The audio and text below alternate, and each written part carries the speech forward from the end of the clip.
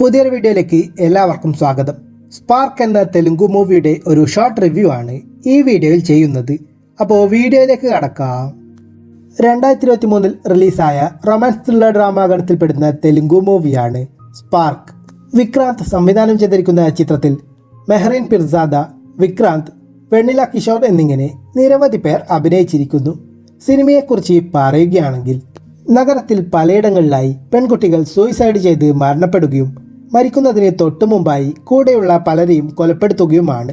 ഇത്തരം കേസുകൾ തുടർച്ചയായി റിപ്പോർട്ട് ചെയ്യുന്നതിനെ തുടർന്ന് പോലീസ് ആ കേസുകളെക്കുറിച്ച് അന്വേഷിച്ചു വരികയാണ്.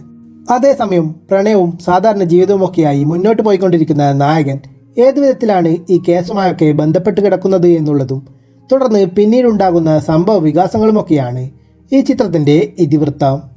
സ്പാർക്ക് എന്ന തെലുങ്കു സിനിമ ഇപ്പോൾ തമിഴിലും മലയാളം ഡബ്ബിങ്ങിലും ഉൾപ്പെടെ വ്യത്യസ്ത ഭാഷകളിലായി ആമസോൺ പ്രൈമിൽ ലഭ്യമാണ്.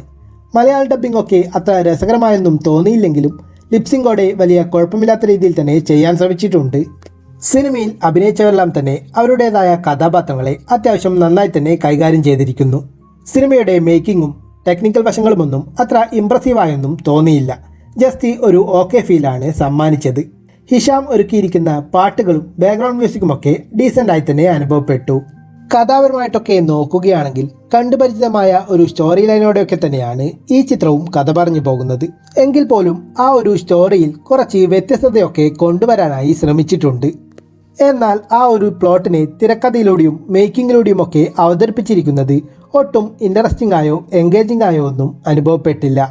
പ്രധാനമായും സിനിമയുടെ സെക്കൻഡ് ഹാഫിലൊക്കെ വരുന്ന ഒരു ക്രൈം ത്രില്ലർ ഡ്രാമ സംഭവങ്ങളെയൊക്കെ ഫോക്കസ് ചെയ്താണ് സിനിമ മുന്നോട്ട് പോകുന്നത്. അതൊക്കെ നന്നായിരുന്നു.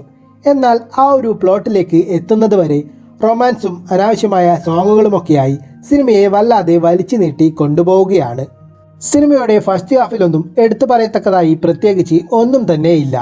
സിനിമയിൽ ഉടനീളമായി വരുന്ന പ്രണയരംഗങ്ങളായാലും ആക്ഷൻ രംഗങ്ങളായാലും മറ്റ് സീനുകളായാലും ഒക്കെ തന്നെ ഒരു തരത്തിലുമുള്ള ഇമോഷണൽ കണക്ഷനൊന്നും തോന്നിക്കാത്ത വിധത്തിലാണ് പ്രസൻറ്റ് ചെയ്തിരിക്കുന്നത്.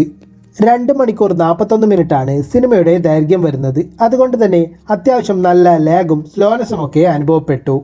അനാവശ്യമായ പാട്ടുകളും രംഗങ്ങളുമൊക്കെ ഒഴിവാക്കി സിനിമയുടെ ലെങ്ത്തൊക്കെ കുറച്ച് മേക്കിങ്ങിലൂടെ സിനിമയെ ഒരു ത്രില്ലർ മൂഡിൽ അവതരിപ്പിച്ചിരുന്നെങ്കിൽ കുറച്ചുകൂടി ബെറ്റർ ആവുമായിരുന്നു എന്ന് തോന്നി. മൊത്തത്തിൽ പറഞ്ഞാൽ റൊമാൻസ് ത്രില്ലർ ഡ്രാമ സിനിമകളൊക്കെ കാണാൻ താല്പര്യമുള്ളവർക്ക് വേണമെങ്കിൽ ഒരു തവണ കണ്ടു നോക്കാവുന്ന ഒരു ആവറേജ് തെലുങ്കു ത്രില്ലർ ഡ്രാമ മൂവിയാണ് സ്പാർക്ക് എന്ന് പറയാം. സിനിമ ഇപ്പോൾ ആമസോൺ പ്രൈമിൽ ലഭ്യമാണ്. താല്പര്യമുള്ളവർക്ക് കണ്ടു നോക്കാം. ഇതിനോടൊപ്പം ഈ വീഡിയോ ഇഷ്ടപ്പെട്ടാൽ ലൈക്ക് ചെയ്യൂ. കൂടുതൽ മൂവി റിവ്യൂസിനും മറ്റ് വീഡിയോസിനുമൊക്കെയായി ഈ ചാനൽ സബ്സ്ക്രൈബ് ചെയ്യൂ.